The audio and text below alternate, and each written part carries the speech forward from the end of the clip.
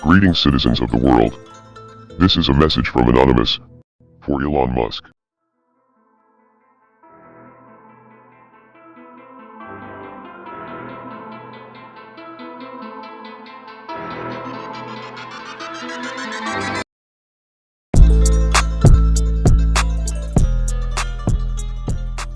सन 2003 4chan.org नाम की एक वेबसाइट पे एक बंदा किसी नेता का मीम बनाकर अपलोड करता है।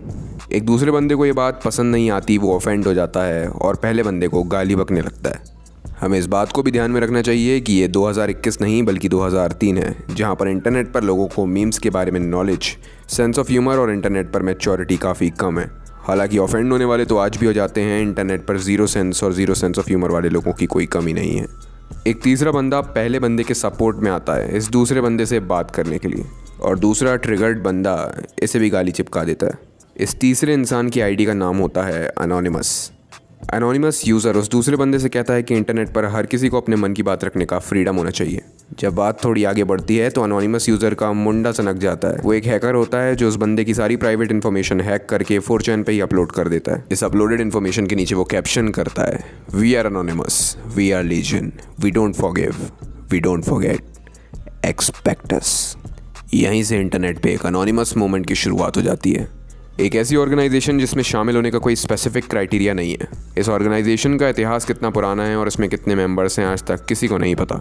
ये दुनिया भर में मौजूद अनोनिमस हैकर्स का एक नेटवर्क है जो भ्रष्टाचारी नेता और टेररिस्ट के खिलाफ एक हैकिंग ऑर्गेनाइजेशन चलाते हैं। जैसा कि इनका मानना है, इन्होंने अपने नेटवर्क के माध्यम से पास्ट में कई भ्रष्टाचारियों का भांडा फोड़ा है और ISIS जैसे बड़े टेररिस्ट ऑर्गेनाइजेशन की वेबसाइट के नेटवर्क्स को भी नष्ट किया है।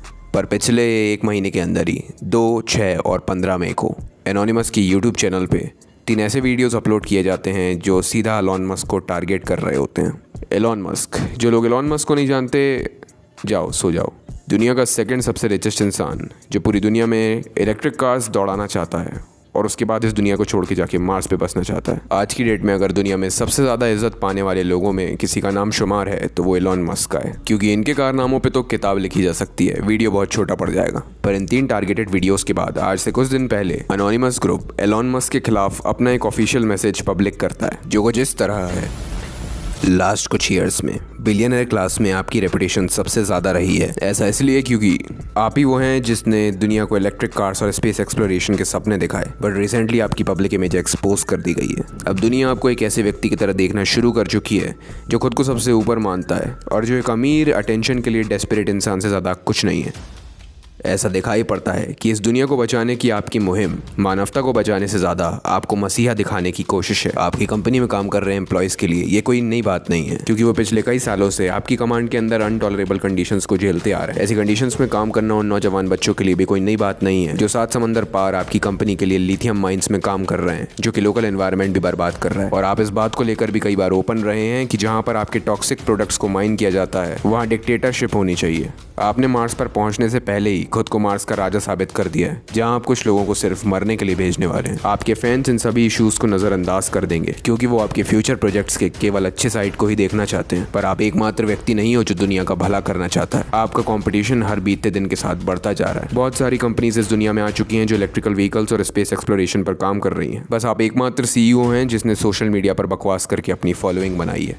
इनफैक्ट आज दुनिया में बहुत सारे लोगों को ये पता चल रहा है कि टेस्ला की main source of income car बेच के नहीं आती है। ये इनकम गवर्नमेंट सब्सिडीज से आती है जो कि कार्बन टैक्स क्रेडिट्स को बेचकर इनोवेशन विद क्लीन एनर्जी के लिए दी जाती है। पर टेक्निकली ये इनोवेशन भी आपका नहीं है, बिकॉज आप टेस्ला के असली फाउंडर नहीं है। आपने सिंपली इस कंपनी को 2 ऐसे लोगों से खरीद लिया जो आपसे ज़्यादा बुद्धिमान थे, मार्टिन एबरहार्ड और मार्क टार्बरिंग। टेस्ला ने लास्ट कुछ महीनों में बिटकॉइन होल्ड करके जितना पैसा बना लिया, उसने अपनी कंपनी की लाइफ टाइम में इतना पैसा कार्स बेचकर भी नहीं बनाया है। और हमें जहाँ तक शक है, आपने बिटकॉइन में इतना ह्यूज अमाउंट इन्वेस्ट करने के लिए गवर्नमेंट सब्सिडी का पैसा यूज किया है। हमारा ये भी मानना है कि आपकी ऐसी बहुत सी कंपनीज है जिसने बिटकॉइन मार्केट में अपना इन्वेस्टमेंट डाला हुआ है, पर आप उस पर एग्री इसलिए नहीं करते ताकि इनोवेशन के लिए आपको गवर्नमेंट से सब्सिडीज मिलती रहें और आप उस पैसे को बिटकॉइन मार्केट में लगाते रहें। प्रूफ ऑफ वर्क माइनिंग में इस्तेमाल की जाने वाली एनर्जी का आर्ग्यूमेंट एक बहुत ही अस्पष्ट कन्वर्सेशन है, जिसे समझने के लिए पावर ग्रिड्स के काम करने की एक फेयर अंडरस्टैंडिंग होना जरूरी है कि किस तरह बड़ी power companies major amount of power waste कर देती है जो कि क्रिप्टो माइनर्स क्रिप्टो माइनिंग करने के लिए इस्तेमाल इस्तेमाल कर लेते हैं। ये एक ऐसी कन्वर्सेशन है जिसके बारे में आप पिछले साल से जानते थे,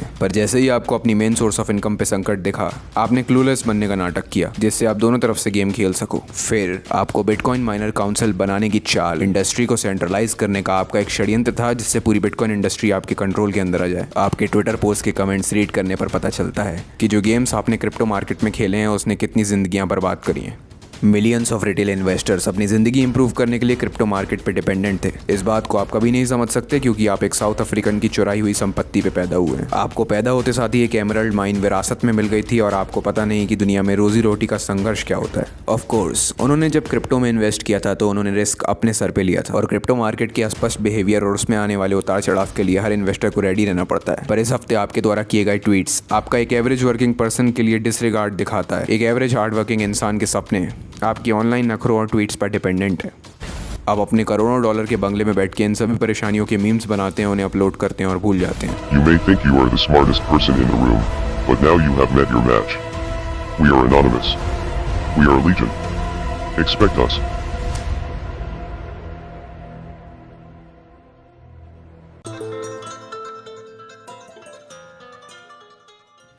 अब इस एनोनिमस इंसान ने आखिरी की कुछ लाइंस में क्या कहा जो आपके सर के ऊपर से चला गया। प्रूफ ऑफ वर्क माइनिंग को समझने के लिए आपको क्रिप्टो माइनिंग समझना जरूरी है, जिसे समझने के लिए आपको crypto currency, blockchain, CPU, GPU, ASIC, JavaScript, CSS और एचटीएमएल का बेसिक नॉलेज होना जरूरी है।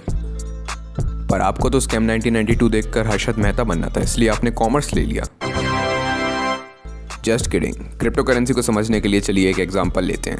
अगर आपका दोस्त अमेरिका में रहता है तो क्या आप उसे गूगल पे से पैसा भेज सकते हैं? जी नहीं, क्योंकि ये यूपीआई सिस्टम पे काम करता है जिसमें आपका बैंक अकाउंट आपके मोबाइल नंबर से अटैच्ड होता है, जो मोबाइल नंबर इस देश का ही होता है। अगर आपको फॉरेन में रह रहे किसी इंसान को पैसा भेजना है तो आपके देश के बैंक और फॉरेन के बैंक के बीच में एक प्रोसेसिंग होगी। जैसे मेरी यूट्यूब की इनकम वायर ट्रांसफर से सबसे पहले यूएस डॉलर्स में आती है, फिर इंडियन रुपीज में कन्वर्ट होकर मेरे बैंक अकाउंट में दे दी जाती है। पर अगर मैं किसी देश की खुफिया मिलिट्री या आतंकवादी संगठन हूं तो मैं नहीं चाहूंगा कि दुनिया का कोई भी बैंक मेरे और मेरे क्लाइंट के ट्रांजैक्शन के बीच में आए, क्योंकि इससे उस बैंक के पास हमारा रिकॉर्ड आ जाएगा और हम किसी भी थर्ड पार्टी इन्वॉल्वमेंट को नहीं चाहते हैं। इसी प्रॉब्लम को सॉल्व करती है क्रिप्टो करेंसी। यहाँ कोई भी थर्ड पार्टी जैसे बैंक्स नहीं है जहाँ से होते हुए आपका पैसा एक इंसान से दूसरे इंसान को जाता है, बल्कि डायरेक्टली एक जगह से दूसरी जगह ट्रांसफर कर दिया जाता है। पर यहाँ भी एक प्रॉब्लम है। इस क्रिप्टो ट्रांजैक्शन को कंप्लीट करने के लिए आपके कंप्यूटर को एक मैथमेटिकल प्रॉब्लम सॉल्व करना पड़ता है। इट्स लाइक कि आपके पास 1000 चाबियां हैं और एक खजाने की तिजोरी है। आपको हर चाबी को उसके ताले में लगाकर देखना पड़ेगा। तो इतनी पंचायत करने का फायदा क्या? फायदा ये कि आपके पैसे के बारे में सिर्फ आपको पता होगा। आपका पैसा कहाँ से आया और कहाँ को गया,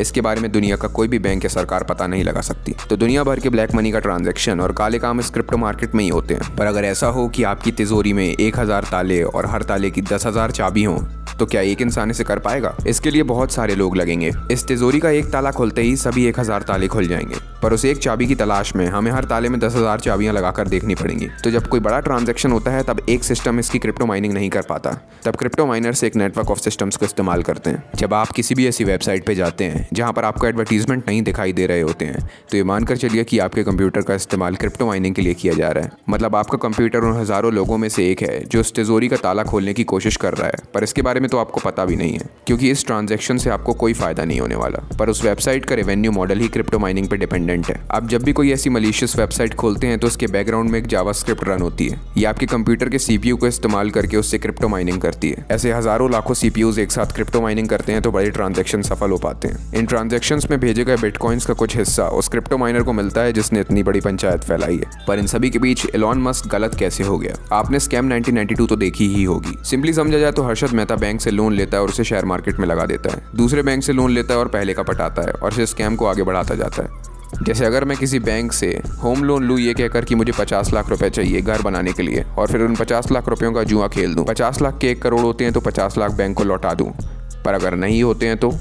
उसी तरह एनोनिमस का शक है कि जो इनोवेशन फॉर क्लीन एनर्जी के लिए गवर्नमेंट सब्सिडीज टेस्ला को दी गई थी, एलॉन मस्क ने उन सभी सब्सिडीज को क्रिप्टो मार्केट में लगा दिया। इतना ह्यूज अमाउंट और ह्यूज फैन फॉलोइंग होने की वजह से ट्विटर पे कुछ ट्वीट्स किए और पूरे मार्केट को पलट दिया। फिर बिटकॉइन माइनर काउंसिल बनाने की कोशिश करी जिससे इंडस्ट्री को सेंट्रलाइज कर दिया जाए और पूरा बिटकॉइन मार्केट एलॉन मस्क के हाथ में आ जाए। हाल ही के कुछ दिनों में करोड़ों लोगों ने बिटकॉइन में अपना पैसा गंवाया है। अब जरा एनोनिमस का इतिहास भी देख लेते हैं। विकीलीक्स नाम की एक वेबसाइट है जो करप्टेड नेता और सरकार के कार्य कारनामों को सामने लाती है। इस वेबसाइट का रेवेन्यू मॉडल सिर्फ जनता के दिए गए डोनेशन पे डिपेंडेंट है। एक बार नेताओं ने पैसा खिलाकर इस वेबसाइट का पेमेंट गेटवे 2 महीने तक के लिए अटका दिया था ताकि वेबसाइट पे काम कर रहे एम्प्लॉयज़ को पेमेंट ना मिले और ये वेबसाइट का काम ही खत्म हो जाए। तब एनोनिमस विकीलीक्स के सपोर्ट में आता है और बैंक अकाउंट के पेमेंट गेटवे को हैक करके खोल देता है। टाइम्स के हिसाब से 2012 में एनोनिमस दुनिया के 100 सबसे ज़्यादा इन्फ्लुएंशियल लोगों में आता है। तो इस पूरी पंचायत का आपसे क्या लेना देना ये कि अगली बार अगर आप किसी वेबसाइट को ब्राउज करते हैं और आपके कंप्यूटर का पंखा चलने लगता है या फिर मोबाइल फ़ोन गर्म हो जाता है, इसका मतलब आपके डिवाइस के CPU को क्रिप्टो माइनिंग करने के लिए इस्तेमाल किया जा रहा है। इससे बचने के लिए आप उस वेबसाइट को तुरंत छोड़ दें या नोकॉइन नाम की एक एक्सटेंशन को यूज़ करें। आप जितनी भी वेबसाइट से नेटफ्लिक्स और Amazon प्राइम वीडियो की पायरेटेड वेब सीरीज डाउनलोड करते हैं, सब क्रिप्टो माइनिंग के सिस्टम पे ही काम करती हैं। कोई भी इंसान इस दुनिया में फ्री में धर्मात्मा बनने नहीं बैठा, यहाँ पर हर किसी को पैसा कमाना है। तो अगर आप इस बात से ओके हैं कि आपके कंप्यूटर की पावर का इस्तेमाल क्रिप्टो माइनिंग करने के लिए किया जा रहा है और उसके बदले में आपको एक पायरेटेड वेब सीरीज दी जा रही है, तो आप इसको कर सकते हैं। पर अगर आपको इससे आपत्ति है तो भी आप घंटा कुछ नहीं कर सकते, क्योंकि आने वाले समय में लगभग सभी वेबसाइट से करने वाली हैं। आपके मोबाइल में मौजूद कोई भी प्राइवेट चीज़ प्राइवेट नहीं है। प्राइवेसी नाम की चीज़ इस इंटरनेट की दुनिया में एग्जिस्ट ही नहीं करती। अगर आप इंटरनेट पर हैं तो आप पब्लिक हैं।